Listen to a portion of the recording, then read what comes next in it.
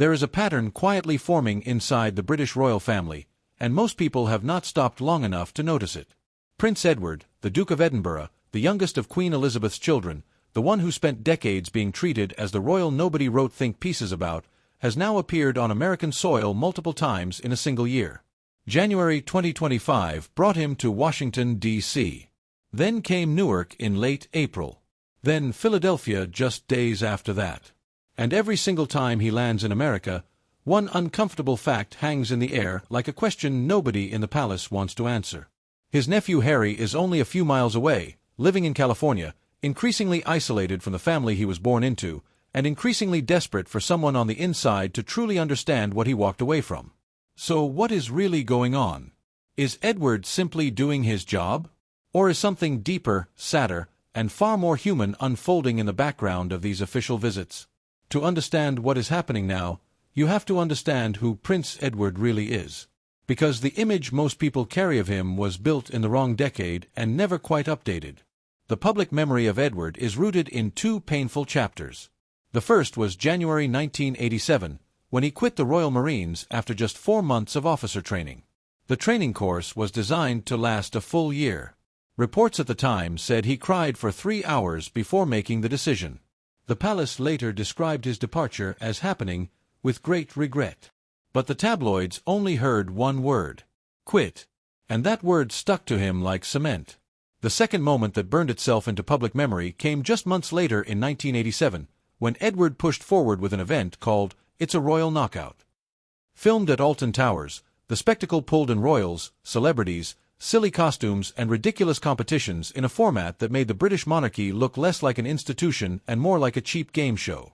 Reports at the time confirmed that both the Queen and Prince Philip were deeply unhappy about the idea before it ever went to air. An estimated 18 million people in Britain watched it, with later figures suggesting over 400 million viewers saw the broadcast worldwide. But those numbers did not make things better. They made the embarrassment bigger. And then Edward made it worse himself at the press conference afterward, snapping at journalists and telling photographers they needed to learn manners. It was a rare and uncharacteristic public meltdown, and it followed him for years. Then came Ardent Productions, the television company Edward founded in 1993 in an attempt to build something of his own. He even used the name Edward Windsor on business cards, trying to separate himself from royal life and prove himself on his own terms.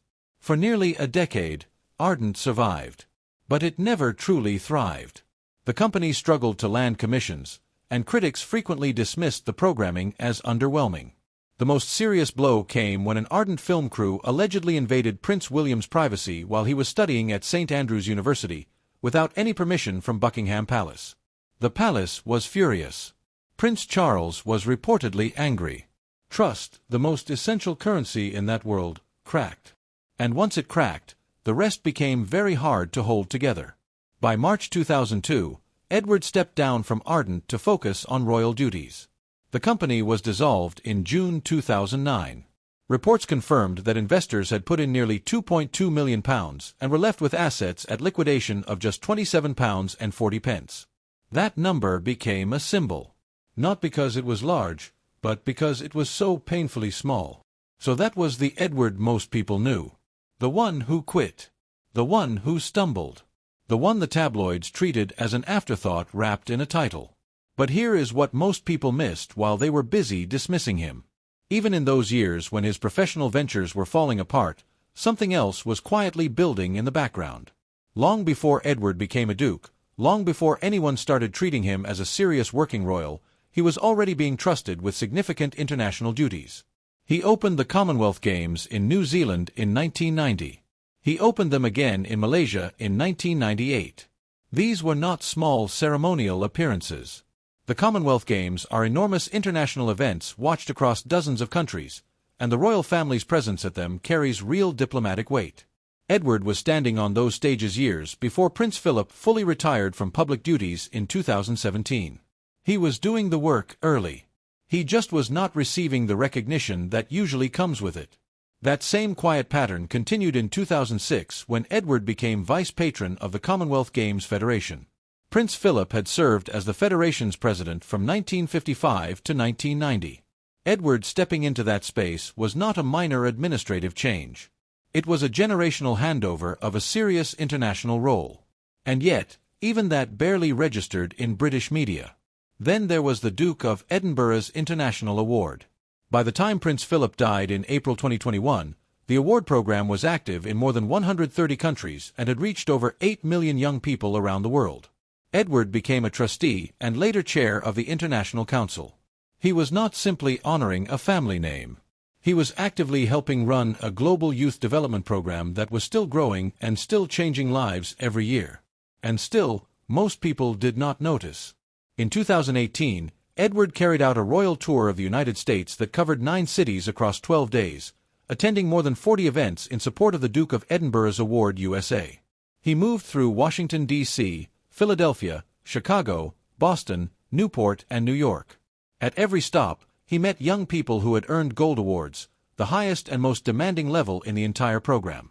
It was a packed, exhausting, serious tour. If a more famous or more media-friendly royal had done it, it would have generated considerable coverage. With Edward, it passed almost in silence. That is the strange double life he has lived for decades. Important work happening in plain sight while the cameras pointed somewhere else. Then came the losses that changed everything about his world. In April 2021, Prince Philip died. In September 2022, Queen Elizabeth II died. The two events were separated by only 18 months. And together, they removed the emotional and symbolic center of the entire monarchy. Philip and Elizabeth had been the fixed points around which everything else revolved for decades. Once they were gone, the structure of royal life shifted at its foundations.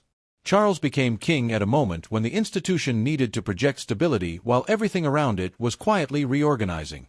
William's responsibilities grew heavier and more visible.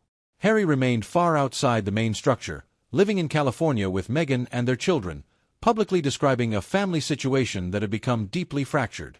And Andrew remained tarnished by scandal. The working family that was supposed to carry the crown forward was stretched thin from several directions at once. In that context, Edward's value became something different. Something more essential. In February 2024, Buckingham Palace confirmed what many had suspected. King Charles had been diagnosed with cancer following a procedure for a benign prostate condition, during which doctors detected something more serious. The palace did not name the specific cancer, and that silence added weight to an already uneasy moment for the institution. Charles continued with public duties wherever he could, but there were limits. The family needed dependable, low-drama working royals who could carry the crown's presence without creating new problems. Edward and his wife Sophie stepped forward exactly when they were most needed, not because they suddenly changed, but because the circumstances around them had. That shift came into sharp focus on January 9, 2025, when King Charles sent Edward to Washington, D.C. to represent the crown at the state funeral of former United States President Jimmy Carter. Edward was the only royal there. He was not part of a delegation. He carried the full weight of royal representation alone, sitting in the Washington National Cathedral alongside outgoing Canadian Prime Minister Justin Trudeau, UN Secretary-General Antonio Guterres, and all 5 living American presidents, as President Joe Biden delivered the eulogy. For a man who had spent the better part of his life being treated as the royal nobody quite took seriously, it was a remarkable moment. He was not filling space. He was standing in for the king at one of the most high-profile international events of the year. And then the pattern continued. In late April 2025, Edward arrived in Newark, New Jersey. He visited Science Park High School, becoming the first member of the British royal family ever to visit the Newark School District. He met with 326 students participating in his international award program across 8 local schools. It was genuine community work, the kind that rarely produces headlines but leaves real impressions. From Newark, he traveled to Philadelphia, where he rededicated the Benjamin Rush Garden and the Bicentennial Bell, a replica of the Liberty Bell that had been gifted to the United States by Queen Elizabeth II during her 1976 visit. The bell had been in storage for a decade before finding a permanent home. Edward's presence at its rededication carried a particular emotional weight. He was honoring his mother's legacy in a country that had always responded warmly to the monarchy's more personal moments. And throughout all of this, there was that second unspoken dimension that nobody from the palace would officially acknowledge. Harry was close. Not in the same room. Not in any confirmed private meeting. But geographically close, emotionally present in the story by proximity alone. His April 2025 appearance at the Time 100 Summit in New York with Meghan had come just days before Edward arrived on the East Coast. Royal watchers noticed. The proximity felt deliberate, or at least significant, even if no direct contact was ever confirmed. The relationship between Edward and Harry is not the one most people instinctively look for when they think about the royal family's internal dynamics. William and Harry get all the attention. Charles and Harry dominate the headlines. But Edward and Harry have always occupied a different kind of space with each other. Edward has never been the formal one, never the sharp-edged one, never the figure who came with the weight of the line of succession pressing down on every interaction. In March 2020, during what turned out to be Harry and Meghan's final official appearance as senior royals at the Commonwealth Day service in Westminster Abbey, the photographs from that day told their own story. Amid all the visible tension in that room, the moments where Harry and Meghan appeared genuinely relaxed were most often with Edward and Sophie. That contrast stood out clearly. In 2021, when Edward was asked publicly about the family situation following Harry and Meghan's Oprah interview, he described it as very sad, and said that every family goes through difficult times. He wished Harry and Meghan the very best of luck, then added, very deliberately, that he stayed way out of it. That was a careful answer. But careful answers from people inside very complicated situations often carry more meaning than they appear to on the surface. He was not dismissive. He was not cold. He was measured, in the way that someone who genuinely understood pain would be. Some reporting has suggested that Edward carries more sympathy for Harry's position than is publicly acknowledged, and that he may privately believe the rift between Harry and Charles needs a direct conversation to begin healing. Meanwhile, the larger picture of reconciliation between Charles and Harry has remained slow and uneven. Senior aides from both camps were reported to have met in London in July 2025, in what was described as the first serious step toward dialogue in years. The meeting was described as informal, held at the Royal Overseas League, with no formal agenda but with the sense that a channel of communication had finally been reopened. But as of early 2026, no confirmed personal meeting between Charles and Harry had taken place, and sources close to both sides acknowledged that trust remained the central, unresolved obstacle. Against that backdrop, the question of what Edward's American presence actually represents becomes more layered. He is there for legitimate, documented royal work. The Duke of Edinburgh's International Award is a genuine global program that requires real leadership and real engagement. His visits to Newark schools and Philadelphia communities were not performances. They were substantive. But in royal life, things are rarely only one thing at a time. Edward is one of the very few members of the institution who can move through America without creating new turbulence. He carries no scandal. He brings no drama. He has a working relationship with the United States built over decades of award visits and official duties. He is trusted by Charles because he has consistently shown that trust is safe with him. And he is someone Harry has always been able to talk to more easily than most people inside the family. Whether he is serving as any kind of quiet line of communication, nobody will say officially. The palace does not confirm those things. Harry's team does not confirm them either. But the pattern exists, and patterns in royal life are rarely entirely accidental. What makes this moment genuinely sad, when you look at it clearly, is what it reveals about the state of the family itself. The fact that it might take quiet, unofficial contact through a kind-hearted uncle rather than a direct conversation between a father and his sons says everything about how deeply the royal institution has wounded the people inside it. Harry has said publicly that he would love a reconciliation. Charles has continued with his cancer treatment while maintaining a full public schedule, driven by a sense of duty that has defined his entire life. But the two men cannot seem to find a simple way back to each other. And so here is Edward, 61 years old. The son Philip pushed too hard toward a life that never quite fit him. The brother who once quit the Royal Marines and spent years living under that single word. The television producer whose company dissolved into almost nothing.